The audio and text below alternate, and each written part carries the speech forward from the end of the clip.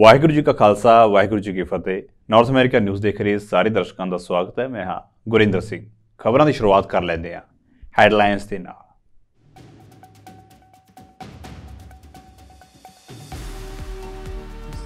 ਸਿੱਖ religious society ਪੈਲਾਟਾਈਨ ਵਿਖੇ ਸ਼ਰਧਾ ਤੇ ਉਤਸ਼ਾਹ ਦੇ ਨਾਲ ਮਨਾਇਆ ਗਿਆ ਸ੍ਰੀ ਗੁਰੂ ਗੋਬਿੰਦ ਸਿੰਘ ਜੀ ਦਾ ਪ੍ਰਕਾਸ਼ ਦਿਹਾੜਾ।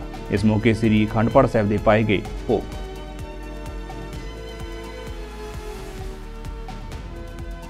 ਵਿਦੇਸ਼ ਮੰਤਰੀ ਐਂਟਨੀ ਬਲਿੰਕਨ ਨੇ ਫਲਸਤੀਨੀ ਅਥਾਰਟੀ ਦੇ ਮੁਖੀ ਮਹਿਮੂਦ ਅਬਾਸ ਦੇ ਨਾਲ ਕੀਤੀ ਮੁਲਾਕਾਤ। ਇਜ਼ਰਾਈਲ ਹਮਾਸ ਜੰਗ ਨੂੰ ਲੈ ਕੇ ਕੀਤੀ ਚਰਚਾ।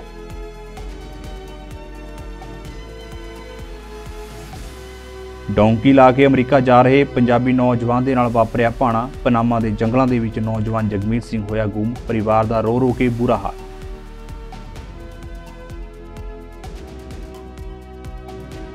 ਸਿਟੀ ਆਫ ਟੋਰਾਂਟੋ ਦੇ ਵੱਲੋਂ ਪ੍ਰਾਪਰਟੀ ਟੈਕਸ ਦੇ ਵਿੱਚ ਕੀਤਾ ਜਾਵੇਗਾ ਵਾਧਾ। ਬਜਟ ਚੀਫ ਸ਼ੈਲੀ ਕੈਰੋਲ ਦੇ ਵੱਲੋਂ ਦਿੱਤੀ ਗਈ ਜਾਣਕਾਰੀ।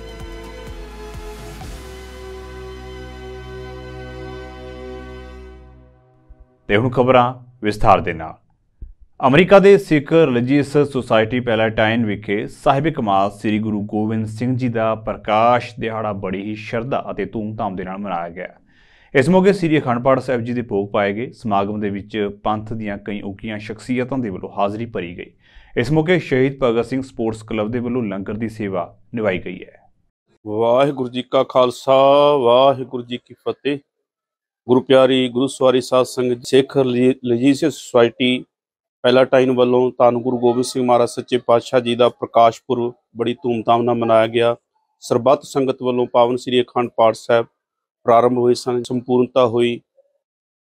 ਸ਼ਹੀਦ ਭਗਤ ਸਿੰਘ ਸਪੋਰਟਸ ਕਲੱਬ ਵੱਲੋਂ ਗੁਰੂ ਕੇ ਲੰਗਰਾਂ ਦੀ ਸੇਵਾ ਨਿਭਾਈ ਜਾ ਰਹੀ ਹੈ। ਹੋਰ ਵੀ ਸੰਗਤਾਂ ਵੱਲੋਂ ਅੰਮ੍ਰਿਤ ਵੇਲੇ ਤੋਂ ਲੈ ਕਰਕੇ ਤਨ ਮਨ ਦੇ ਨਾਲ ਸੇਵਾ ਨਿਭਾਈ ਜਾ ਰਹੀ ਹੈ। ਧੰਨ ਗੁਰੂ ਗੋਬਿੰਦ ਸਿੰਘ ਮਹਾਰਾਜ ਸੱਚੇ ਪਾਤਸ਼ਾਹ ਜੀ ਨੇ ਆਪਣੇ ਜੀਵਨ ਹਯਾਤੀ ਦੇ ਵਿੱਚ ਬੜੇ ਮਹਾਨ ਕਾਰਜ ਕੀਤੇ, ਜਿਨ੍ਹਾਂ ਵਿੱਚੋਂ ਅੰਮ੍ਰਿਤ ਸੰਚਾਰ ਕਰਾ ਕਰਕੇ ਜਾਤ ਪਾਤ ਦੇ ਭੇਦ ਮਿਟਾ ਕੇ ਸਾਡੇ ਨਾਵਾਂ ਦੇ ਨਾਲ ਕੌਰ ਅਤੇ ਸਿੰਘ ਲਾ ਕੇ ਸੱਚੇ ਪਾਤਸ਼ਾਹ ਜੀ ਨੇ ਇਹ ਸਾਡੇ ਉੱਤੇ ਬਖਸ਼ਿਸ਼ ਕੀਤੀ। ਅਤੇ ਨਾਲ ਹੀ ਜਿਹੜੀ ਕਾਇਰਤਾ ਆਮ ਲੋਕਾਂ ਵਿੱਚ ਸੀ, ਮਹਾਰਾਜ ਸੱਚੇ ਪਾਤਸ਼ਾਹ ਜੀ ਨੇ ਉਹਨਾਂ ਨੂੰ ਐਸੀ ਕਕਾਰ ਸੁੰਦਰ ਬਖਸ਼ਿਸ਼ ਕਰਕੇ ਇਹ ਜੀਵਨ ਦੇ ਵਿੱਚ ਸ਼ਸਤਰ ਬਖਸ਼ਿਸ਼ ਕਰਕੇ ਮਹਾਰਾਜ ਨੇ ਐਸੀ ਬਖਸ਼ਿਸ਼ ਕਰਕੇ ਸੂਰਮੇ ਬਣਾ ਦਿੱਤੇ। ਵਾਹਿਗੁਰੂ ਜੀ ਕਾ ਖਾਲਸਾ ਵਾਹਿਗੁਰੂ ਜੀ ਕੀ ਫਤਿਹ। ਤੁਸੀਂ SRS ਸਿੱਖ ਰਿਲੀਜੀਅਸ ਸੁਸਾਇਟੀ ਪੈਲਾਟਾਈਨ ਗੁਰਦੁਆਰੇ ਦੇ ਵਿੱਚ ਗੁਰੂ ਗੋਬਿੰਦ ਸਿੰਘ ਜੀ ਦਾ ਸਾਡੇ 10ਵੇਂ ਪਾਤਸ਼ਾਹ ਉਹਨਾਂ ਦਾ ਜਨਮ ਦਿਨ ਮਨਾ ਰਹੇ ਹਾਂ। As you know, Guru Gobind Singh Ji was the greatest warrior, poet, statesman, and he gave us so many lessons in courage, sacrifice, and how to live your life. And we are so grateful to be born Sikh. Waheguru ji ਕਾ ਖਾਲਸਾ ਵਾਹਿਗੁਰੂ ਜੀ ਕੀ ਫਤਿਹ। ਧੰਨ ਧੰਨ ਸ਼੍ਰੀ ਗੁਰੂ ਗੋਬਿੰਦ ਸਿੰਘ ਮਹਾਰਾਜ ਦੇ ਪ੍ਰਕਾਸ਼ ਪੁਰਬ ਨੂੰ ਮੁੱਖ ਰੱਖਦਿਆਂ ਹੋਇਆਂ ਪੈਲਾਟਾਈਨ ਗੁਰਦੁਆਰਾ ਸਾਹਿਬ ਵਿੱਚ ਵਿਸ਼ੇਸ਼ ਦੀਵਾਨ ਸਜਾਏ ਗਏ ਸਨ। ਉਸੇ ਦਿਨ ਅਖੰਡ ਪਾਠ ਸਾਹਿਬ ਵੀ ਆਰੰਭ ਹੋਏ ਸਨ, ਜਿਨ੍ਹਾਂ ਦਾ ਪਾਠ ਸਵੇਰੇ ਪਾਇਆ ਗਿਆ। ਸੰਗਤਾਂ ਨੇ ਬੜੇ ਹੁਮ-ਹੁਮਾ ਕੇ ਪਹੁੰਚ ਕੇ ਦਰਸ਼ਨ ਦਿਦਾਰੇ ਬਖਸ਼ੇ ਨੇ ਆਪਣੇ, ਤੇ ਸੰਗਤਾਂ ਦੀ ਗੁਰੂ ਸਾਹਿਬ ਦੀ ਕਿਰਪਾ ਦੇ ਨਾਲ ਬੜੀ ਚੜ੍ਹਦੀ ਕਲਾ ਵਿੱਚ ਸਮਾਗਮ ਹੋ ਰਹੇ ਨੇ ਜੀ। ਗਵਰਨਰ ਗੇਵਿਨ ਨਿਊਜ਼ੂਮ ਨੇ ਅੱਜ ਆਪਣਾ ਸਾਲ 2024-2025 ਰਾਜ ਬਜਟ ਪ੍ਰਸਤਾਵ ਪੇਸ਼ ਕੀਤਾ। ਗਵਰਨਰ ਨੇ ਕਿਹਾ ਹੈ ਕਿ ਇਸ ਬਜਟ ਯੋਜਨਾ ਦੇ ਵਿੱਚ ਹਾਊਸਿੰਗ ਸੰਕਟ, ਭਾਈਚਾਰਿਆਂ ਨੂੰ ਸੁਰੱਖਿਅਤ ਰੱਖਣ, ਉੱਚ ਗੁਣਵੱਤਾ ਵਾਲੀ ਸਿੱਖਿਆ ਤੱਕ ਪਹੁੰਚ ਵਧਾਉਣ, ਸਿਹਤ ਦੇਖਭਾਲ ਦੇ ਵਿੱਚ ਸੁਧਾਰ ਕਰਨ ਅਤੇ ਜਲਵਾਯੂ ਤਬਦੀਲੀ ਦੇ ਨਾਲ ਲੜਨ ਦੇ ਲਈ ਸਾਡੇ ਕੰਮ ਨੂੰ ਜਾਰੀ ਰੱਖਦੇ ਹੋਏ ਕੈਲੀਫੋਰਨੀਆ ਨੂੰ ਇੱਕ ਮਜ਼ਬੂਤ ਆਰਥਿਕ ਸਥਿਤੀ ਪ੍ਰਦਾਨ ਕਰਨਾ ਹੈ। ਨਿਊਜ਼ੂਮ ਨੇ ਕਿਹਾ ਹੈ ਕਿ ਸਾਡੀ ਪ੍ਰਮੁੱਖ ਤਰਜੀਹ ਕੈਲੀਫੋਰਨੀਆ ਦੇ ਲੋਕਾਂ ਨੂੰ ਆ ਰਹੀਆਂ ਮੁਸ਼ਕਲਾਂ ਨੂੰ ਹੱਲ ਕਰਨਾ ਹੈ। That reflect, I think, the larger narrative of today's presentation. And that is a story of correction, a story of normalization after a period of tremendous amount of distortion. And that distortion has been represented in the revenue collection in this state. Take a look at this chart. The 10.4%, that's 2000, the year 2000. We've had some spikes in the past in revenue. 10.4% is a percentage of our income tax collection, capital gains. You can see the 11.6%, an historically high number that was represented in 2021. And now a drop, and we look at the projections going out to about 5%. So those are just remarkable swings in terms of that revenue collection, particularly as it relates to capital gains and the disproportionate impact capital gains plays on our overall revenue. That said, the 5%, you may recall this time last year, I mentioned that the average this time last year of capital gains, looking back, was about 5.18%. So we're getting back again, story of correction, a story of normalization. We're back at about 5%. We're projecting about 5%, going back to what we have traditionally seen, again, after a period of unprecedented distortion. We'll talk a little bit more about that distortion in the context of the deficits and surpluses, though I will remind you in 2021 and the prior year, we had a 2-year period where we had $177.7 billion operating surplus. I'll repeat that. $74.3 billion 1 year, operating surplus. The next year was $101.4 billion. Only to experience, if you recall last year, a $31.7 billion shortfall. ਸੰਯੁਕਤ ਰਾਜ ਦੇ ਵਿਦੇਸ਼ ਮੰਤਰੀ Antony Blinken ਨੇ ਬੀਤੇ ਦਿਨੀ ਫਲਸਤੀਨੀ authority ਦੇ ਮੁਖੀ ਮਹਿਮੂਦ ਅਬਾਸ ਦੇ ਨਾਲ ਮੁਲਾਕਾਤ ਕੀਤੀ। ਇੱਕ ਪ੍ਰੈਸ ਕਾਨਫਰੰਸ ਦੌਰਾਨ ਉਨ੍ਹਾਂ ਕਿਹਾ ਹੈ ਕਿ ਅਮਰੀਕਾ ਆਪਣੇ ਸਹਿਯੋਗੀ ਦਾ ਸਮਰਥਨ ਕਰਨਾ ਜਾਰੀ ਰੱਖੇਗਾ, ਪਰ ਉਸਨੇ ਇਜ਼ਰਾਈਲ ਨੂੰ ਜੰਗ ਪ੍ਰਭਾਵਿਤ ਫਲਸਤੀਨ ਖੇਤਰ ਦੇ ਵਿੱਚ ਫਸੇ ਲੋਕਾਂ ਦੀ ਸੁਰੱਖਿਆ ਲਈ ਹੋਰ ਕੁਝ ਕਰਨ ਦੇ ਲਈ ਕਿਹਾ ਹੈ। ਬਲਿੰਕਨ ਨੇ ਕਿਹਾ ਹੈ ਕਿ ਗਾਜ਼ਾ ਦੇ ਵਿੱਚ ਰੋਜ਼ਾਨਾ ਮਰਨ ਵਾਲਿਆਂ ਦੀ ਗਿਣਤੀ ਆਮ ਨਾਗਰਿਕਾਂ, ਖਾਸ ਕਰਕੇ ਬੱਚਿਆਂ ਦੀ ਵਧਦੀ ਹੀ ਜਾ ਰਹੀ ਹੈ। The United Nations is playing an indispensable role in addressing the immense humanitarian needs in Gaza. There is simply no alternative. UN personnel and other aid workers in Gaza are demonstrating extraordinary courage by continuing to provide life-saving services in what are extremely challenging conditions. I spoke last night with the UN's new senior humanitarian and reconstruction coordinator for Gaza, Sigrid Kaag, about all of these efforts that are underway. Now, Sigrid Kaag is someone I worked very closely with a few years ago when she led the UN mission that destroyed the Assad regime's chemical weapons in Syria. So I can say from experience, she has what it takes to get this job done. She has America's full support. She must have Israel's as well. Today we also discussed the phased transition of Israel's military campaign in Gaza. We continue to offer our best advice for how Israel can achieve its essential goal of ensuring that October 7th can never be repeated. And we believe Israel has achieved significant progress toward this fundamental objective. As Israel's campaign moves to a lower intensity phase in northern Gaza, and as the IDF scales down its forces there, we agreed today on a plan for the UN to carry out an assessment mission.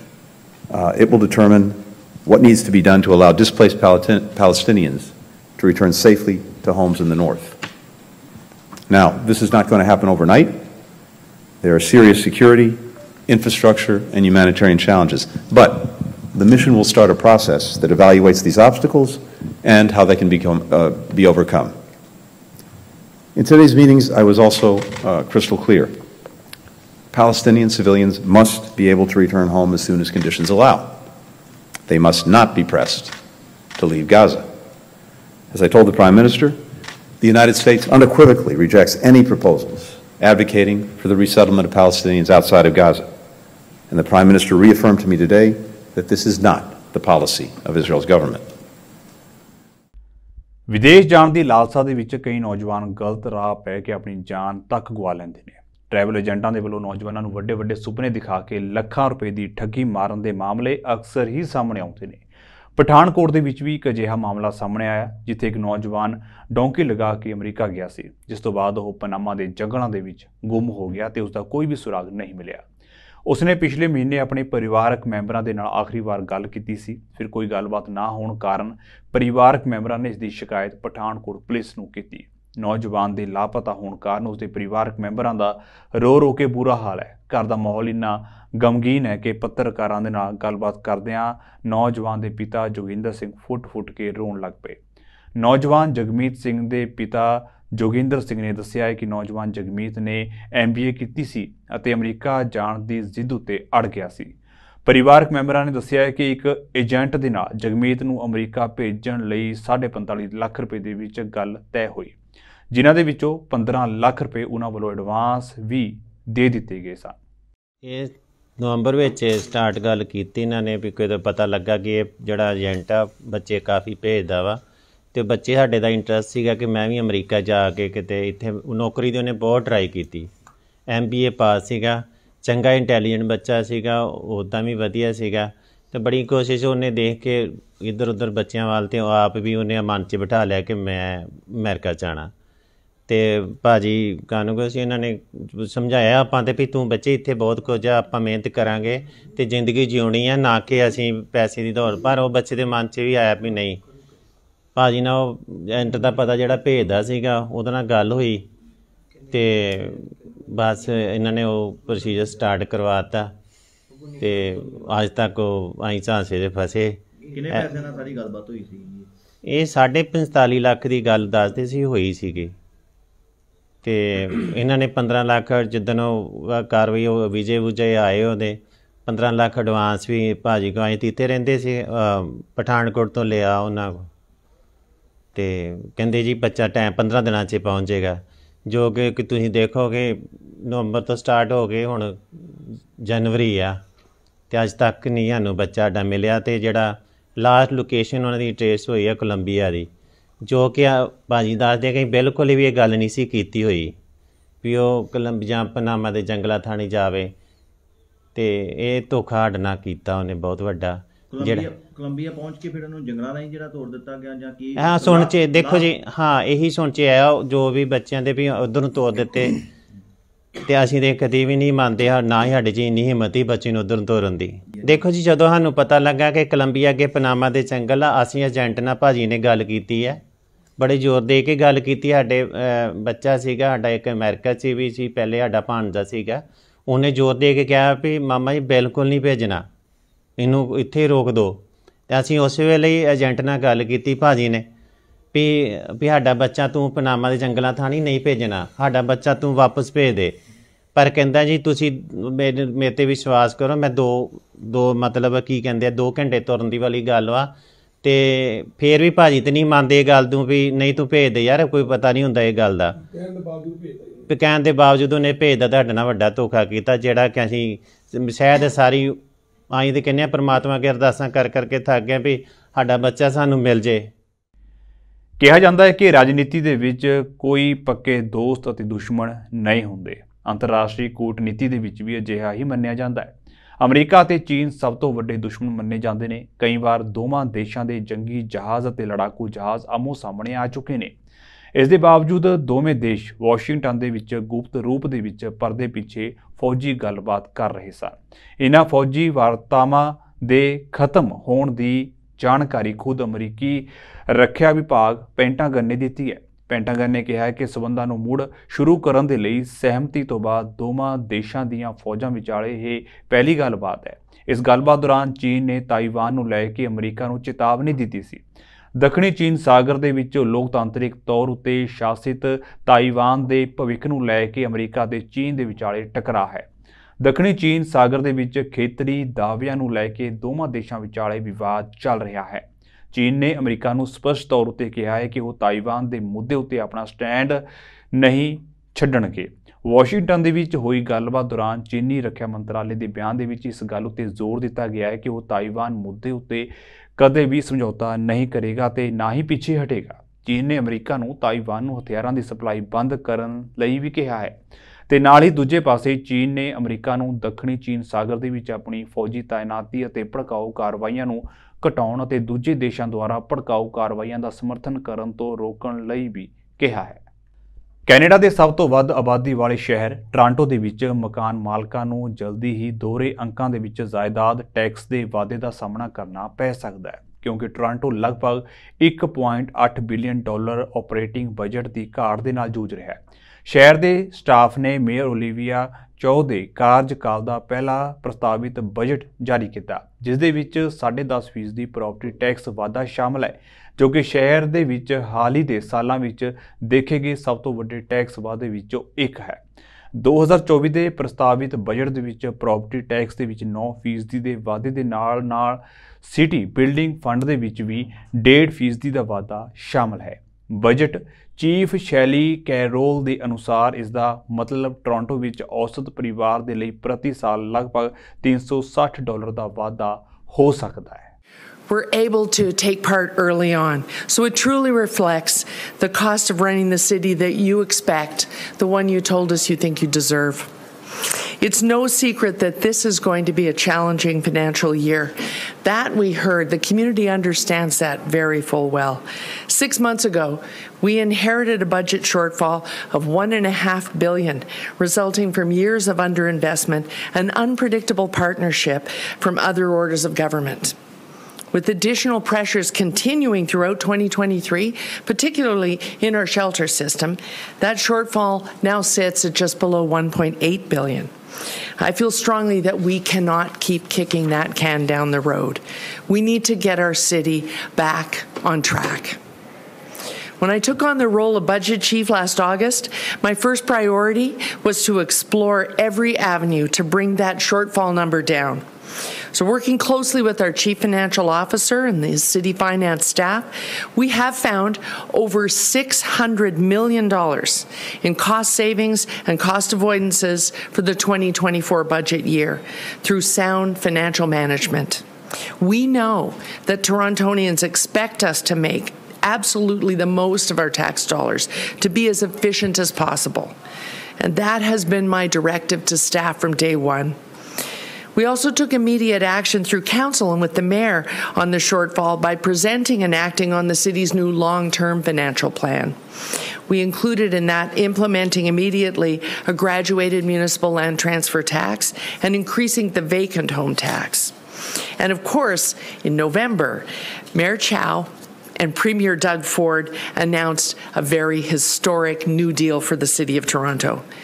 And in that new deal, in addition to significant capital investments in the city through the upload of the highways, the Gardiner and the Don Valley Parkway, this new deal includes $400 million in operating dollars to put towards the 2024 budget. City of Surrey ਦੇ ਵੱਲੋਂ police transition ਉੱਤੇ ਆਉਣ ਵਾਲੇ ਖਰਚੇ ਸੰਬੰਧੀ ਲੋਕਾਂ ਨੂੰ ਜਾਣੂ ਕਰਵਾਉਣ ਦੇ ਲਈ ਇੱਕ ਵਿਸ਼ੇਸ਼ ਜਾਗਰੂਕ ਮੁਹਿੰਮ ਵਿੱਢੀ ਹੋਈ ਹੈ। ਪਰ ਇਸੇ ਦੌਰਾਨ ਉਹਨਾਂ ਸਰੀ ਵਿੱਚ ਪੁਲਿਸ ਢਾਂਚੇ ਬਾਰੇ ਇੱਕ ਸਰਵੇਖਣ ਵੀ ਕਰਵਾਇਆ, ਜਿਸ ਤੋਂ ਸਾਹਮਣੇ ਆਇਆ ਹੈ ਕਿ ਲੋਕ ਜ਼ਿਆਦਾ ਖਰਚੇ ਦੇ ਮੱਦੇਨਜ਼ਰ ਸਰੀ ਦੇ ਵਿੱਚ RCMP ਰੱਖਣ ਨੂੰ ਤਰਜੀਹ ਦੇ ਰਹੇ ਨੇ। 46% ਸਰੀ ਵਾਸੀ ਸਰੀ ਦੇ ਵਿੱਚ RCMP ਰੱਖਣ ਦੇ ਹੱਕ ਦੇ ਵਿੱਚ ਹਨ। The Leger survey was very clear that the public does not want to pay for this a very expensive police force, the Surrey Police Service. Exactly what the poll said. The public said, this is your idea, you pay for it. And I would say I would totally agree with the public. Why would the city, why should our residents, especially at a time when we're all dealing with affordability issues, especially when everybody's costs are going up at the grocery store, at the gas pump, wherever they're housing. If the province wants this that bad, this is their expenditure that they're imposing on our residents, on our taxpayers. This transition is putting real challenges in front of our finance department to come up with a budget. There is a possibility we have 2 budgets, but certainly we know that if we are to move forward with the Surrey Police Service, it will be double-digit budgets. There's no question about that. We are talking just on the operations side, a minimum, an absolute minimum of $464 million over 10 years. Canada ਵਿਖੇ Montreal ਸ਼ਹਿਰ ਦੇ ਨਵੇਂ budget ਦੇ ਵਿੱਚ police ਅਧਿਕਾਰੀਆਂ ਨੂੰ ਨਵੀਆਂ ਸਹੂਲਤਾਂ ਦਿੱਤੀਆਂ ਜਾ ਰਹੀਆਂ ਨੇ। ਇਸ ਸਹੂਲਤ ਵਿੱਚ ਉਹਨਾਂ ਨੂੰ ਬੋਡੀ ਕੈਮਰੇ ਦਿੱਤੇ ਜਾਣਗੇ। ਨਵੇਂ ਬਜਟ ਅਨੁਸਾਰ ਸਾਲਾਂ ਦੇ ਪਾਇਲਟ ਪ੍ਰੋਜੈਕਟਾਂ, ਰਿਪੋਰਟਾਂ ਅਤੇ ਸਿਟੀ ਹਾਲ ਦੇ ਵਿੱਚ ਵਿਰੋਧੀ ਧਿਰਾਂ ਦੇ ਨਾਲ ਝੜਪਾਂ ਤੋਂ ਬਾਅਦ ਮੌਂਟਰੀਅਲ ਪੁਲਿਸ ਨੂੰ ਆਖਿਰਕਾਰ ਬੋਡੀ ਕੈਮਰੇ ਮਿਲਣਗੇ। ਮੌਂਟਰੀਅਲ ਸ਼ਹਿਰ ਨੇ ਬਜਟ ਦੌਰਾਨ ਪੁਲਿਸ ਬੋਡੀ ਕੈਮਰੇ ਦੀ ਖਰੀਦ ਅਤੇ ਤਾਇਨਾਤੀ ਦੇ ਲਈ ਲੱਖਾਂ ਡਾਲਰ ਰੱਖੇ ਨੇ। 2024 ਮਿਊਨਿਸਪਲ ਬਜਟ ਦੇ ਹਿੱਸੇ ਵਜੋਂ $18.3 ਮਿਲੀਅਨ ਦੀ ਰਕਮ ਤੈਅ ਕੀਤੀ ਗਈ ਹੈ, ਜੋ ਦਖਲ ਅੰਦਾਜ਼ੀ ਦੀ ਪਾਰਦਰਸ਼ਤਾ ਨੂੰ ਵਧਾਉਣ ਅਤੇ ਜਨਤਾ ਦੇ ਨਾਲ ਭਰੋਸੇ ਦੇ ਬੰਧਨ ਨੂੰ ਮਜ਼ਬੂਤ ਕਰੇਗੀ। ਸ਼ਹਿਰ ਦੀ 10 ਸਾਲ 2024 ਤੋਂ 2033 ਯੋਜਨਾ ਦੇ ਵਿੱਚ ਕਿਹਾ ਗਿਆ ਹੈ ਕਿ ਰਕਮ ਦੀ ਵਰਤੋਂ ਅਧਿਕਾਰੀਆਂ ਨੂੰ 3000 ਕੈਮਰੇ ਹਾਸਲ ਕਰਨ ਅਤੇ ਵੰਡਣ ਅਤੇ ਵੀਡੀਓ ਰਿਕਾਰਡਿੰਗ ਪ੍ਰੋਸੈਸਿੰਗ ਸੈਂਟਰ ਬਣਾਉਣ ਲਈ ਕੀਤੀ ਜਾਵੇਗੀ। We must also work not only to maintain the trust we've earned over many years, but to support the officers who dedicate themselves to one of the most challenging and, without a doubt, most highly scrutinized professions around. And that's why I'm here today.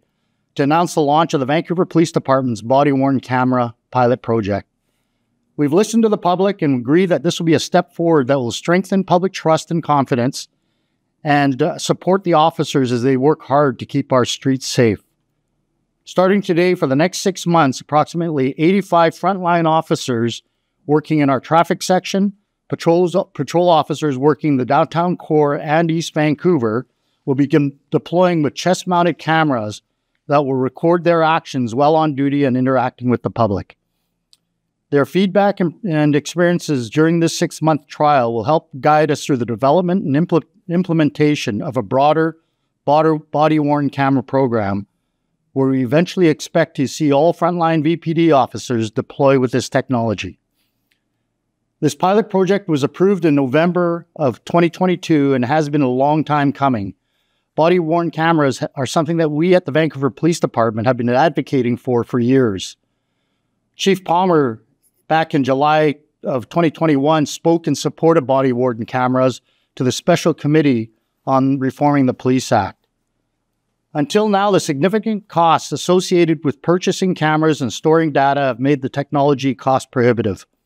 But thanks to the funding from the Vancouver City Council and with approval from the Vancouver Police Board, we've been able to launch this pilot after extensive consultation with various community groups and stakeholders, including BC's Privacy Commissioner, which involved a comprehensive privacy audit report, health authorities, the Independent Investigations Office, the Office of the Police Complaint Commissioner, Vancouver Police Union, Indigenous and 2S LGBTQ plus groups, business improvement associations, and service providers in the downtown east side, amongst others.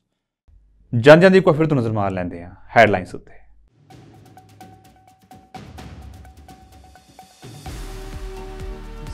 Sikh religious society ਪੈਲਾਟਾਈਨ ਵਿਖੇ ਸ਼ਰਧਾ ਤੇ ਉਤਸ਼ਾਹ ਦੇ ਨਾਲ ਮਨਾਇਆ ਗਿਆ ਸ੍ਰੀ ਗੁਰੂ ਗੋਬਿੰਦ ਸਿੰਘ ਜੀ ਦਾ ਪ੍ਰਕਾਸ਼ ਦਿਹਾੜਾ।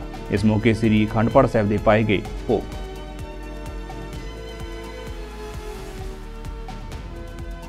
ਵਿਦੇਸ਼ ਮੰਤਰੀ ਐਂਟਨੀ ਬਲਿੰਕਨ ਨੇ ਫਲਸਤੀਨੀ ਅਥਾਰਟੀ ਦੇ ਮੁਖੀ ਮਹਿਮੂਦ ਅਬਾਸ ਦੇ ਨਾਲ ਕੀਤੀ ਮੁਲਾਕਾਤ। ਇਜ਼ਰਾਈਲ ਹਮਾਸ ਜੰਗ ਨੂੰ ਲੈ ਕੇ ਕੀਤੀ ਚਰਚਾ।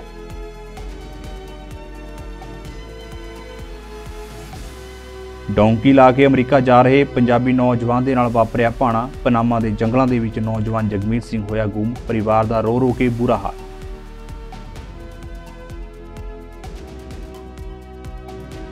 ਸਿਟੀ ਆਫ ਟੋਰਾਂਟੋ ਦੇ ਵੱਲੋਂ ਪ੍ਰਾਪਰਟੀ ਟੈਕਸ ਦੇ ਵਿੱਚ ਕੀਤਾ ਜਾਵੇਗਾ ਵਾਧਾ। ਬਜਟ ਚੀਫ ਸ਼ੈਲੀ ਕੈਰੋਲ ਦੇ ਵੱਲੋਂ ਦਿੱਤੀ ਗਈ ਜਾਣਕਾਰੀ।